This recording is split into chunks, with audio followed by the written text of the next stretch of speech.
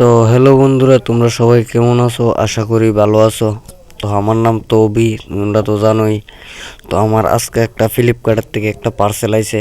তো তোমরা দেখো যে আমি তো দেখ ক্যাশের অবাক দে পার্সেলটা তো ভাঙা চূড়া, মানে প্যাকেটটা আর কি, মানে প্রোডাক্টটা ঠিক আছে, যে একটা মেশিন লয়েছিলাম চুল কাটানোর, আগেরটা তো হয়ে গেছিল গা।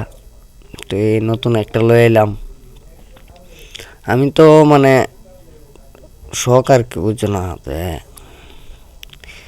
তো এই দেখতেছি। তো আমি একজনেরই কইতাম চাই একটা কথা, হ্যাঁ তো আমার ভিডিও টিডিও দেহে, সবাই দেহে।